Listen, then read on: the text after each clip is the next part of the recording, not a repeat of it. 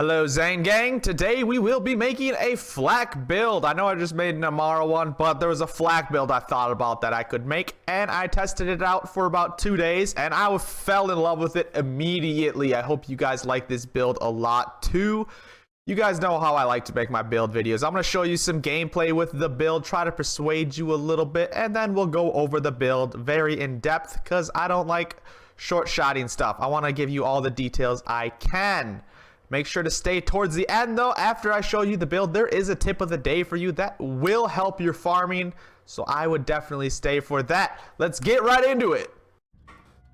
All right, here is our modifiers for Aggie. Buff up. Witness the Agonizer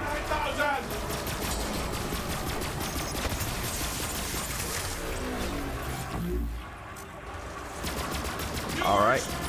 Go. We reloaded there when we normally don't.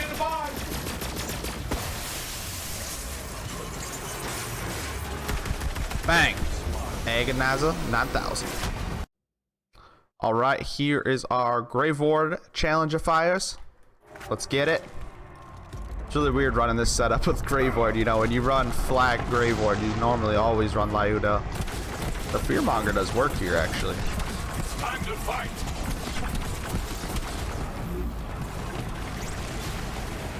Oh yeah.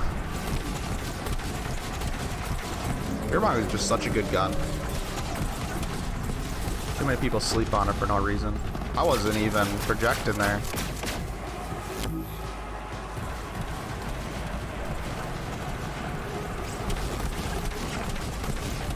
Oof. Almost one-phased him.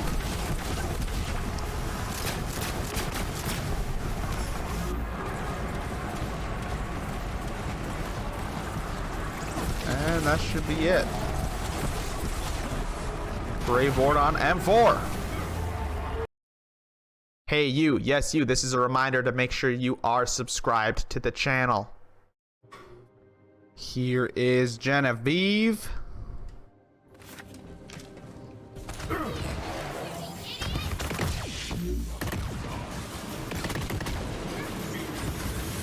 Bang, that's the shield. Gonna project ourselves for this next phase. She has way too much armor here.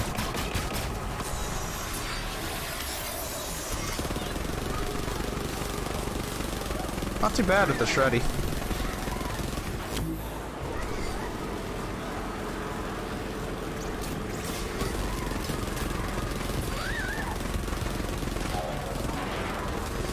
Not too shabby. Yeah, this is probably the fastest I've ever killed her.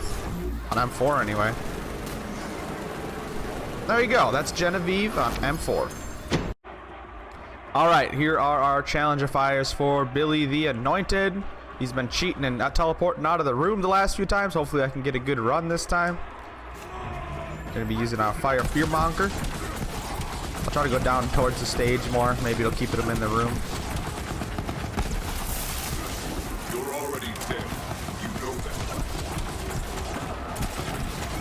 Jump around! Jump, jump, jump, jump, jump, jump, jump around!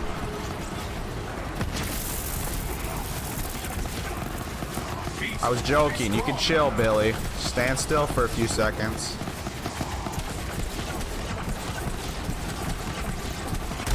And bam! That is Billy the Anointed.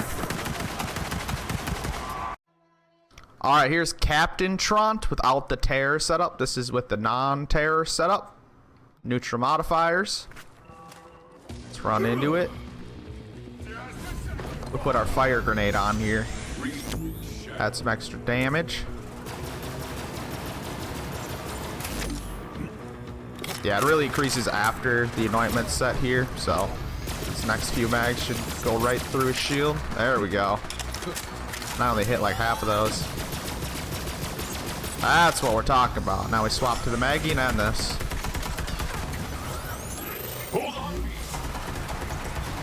G to the G, Captain Truant. Alright, now it is time to go over the Elemental Deception Fl4k build I made yesterday. It has been a lot of fun. I love this build, and I think you guys will really like this build too. If you have a level 50 flak, please try this build out. It's not too gear dependent. The gear does help, but you could probably do it with whatever you got. Let's start going over the gear. So, for my top slot, I put my projector weapon at this time, which is the melter. A lot of the times I'll have my shock weapon here, but since I'm projecting myself on some bosses, I put my melter here. I have my Maggie. I always have my Maggie on, whether I'm using it to kill my target or I'm using it to second wind myself. You're gonna need a Maggie. Doesn't matter the anointment really. Just any Maggie will do good on this build.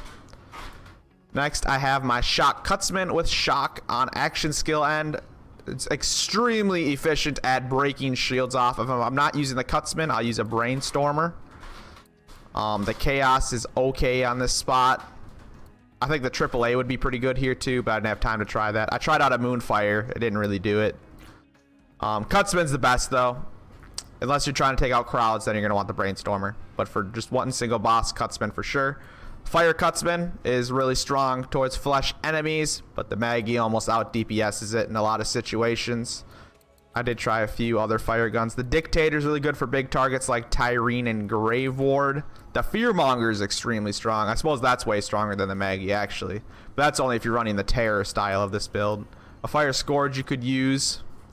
I'm running my standard Recharger with Terror ammo regen. You don't need to run Terror on this build, but it does help. Just with that ammo regen so you don't reload as much. I'm running the Fastball that applies Terror. Now, the other two things that I was running, I ran it for Truant just to make sure you don't need Terror. I was using a Transformer that gave me action skill cooldown rate by 20% on action skill end, which is nice. I was using that for Truant, and then for my grenade, I was using a grenade that gave me fire on action skill end, right here, this Hex. I didn't actually throw the grenade at all because I don't really throw grenades much, but the extra fire damage at action skill end was what I was looking for. So for my class mod, I went with the Bounty Hunter. Now this Bounty Hunter is actually really good rolled. It's the only Bounty Hunter I had, but it has actually pretty good rolls on it. It has that 18% crit damage and the pistol damage boost, which helps out a lot with that Maggie. And it just procs your hunter skills. It makes bosses take more damage just by making them humans, beasts, and robotics. Helps out with a lot of damage here. For my relic, I swap between two different relics. If I'm trying to do the takedown or go through areas, I will use this Snowdrift Auto Idol because sadly Flak doesn't have the movement speed as Amara and Zane, and you really do need movement speed. So the Snowdrift makes up for that so I can get through areas. When I'm farming bosses, I'll put my loaded dice on, my elemental projector loaded dice. That's what my melter's for, is to buff myself with the loaded dice and for more world drops. But I would look for this Snowdrift Auto Idol if I were you. A Snowdrift of any sort will be nice, but the Auto Idol adds a little bit of survivability that his perks cannot. Now for the skill trees, we're rocking mostly green and red. Well, actually only green and red. I'm using Fadeaway. I swap between the Gorillas in the Mist and Until You Are Dead are the two things I switch in between. Now the thing is, when you're running the takedown, you don't want Gorillas in the Mist. Unless you are switching to hit the boss, maybe come turn this on quick. But for survivability, you absolutely want Until You Are Dead and Unblinking Eye. Because you want the fadeaway to last the 15 seconds as normal, rather than the 5 seconds with Gorillas in the Mist. Because I use fadeaway like Deception on Borderlands 2, where I get out of combat to heal up for a second. Because when you're in fadeaway, you get increased movement speed and health regeneration, which helps out a lot. So you're getting messed up and you're about to die, turn your fadeaway on and go hide. There's a lot of times where I'll switch to my Shredifier or my Brainstormer and I'll deal a lot of damage to get my fadeaway back. Oh yeah, those are some corrosive weapons I forgot to mention actually. I use the corrosive Cutsman and the corrosive Shredifier for the takedown. And one of Flak's skills, is it this one? Nope, it's not that one. Whenever Flak scores a critical hit, there's a chance their action skill cooldown rate is reduced. Yeah, this skill right here helps out a lot. You can almost have 100% uptime on your fadeaway, especially when you're brainstorming or Shredifier. Any fast fire rate weapon will get your action skill back really fast, your fadeaway back really fast. Brainstormer is the best, though. If there's a group of enemies and you're brainstorming, you get it back extremely fast. And then you can get out of combat. You kind of want to do that. You want to stay in fadeaway almost the whole time, because he does not have enough survivability to sit there and take damage like some of the other classes. I went with Megavore, which helps me get that fadeaway back, and it deals a lot more damage.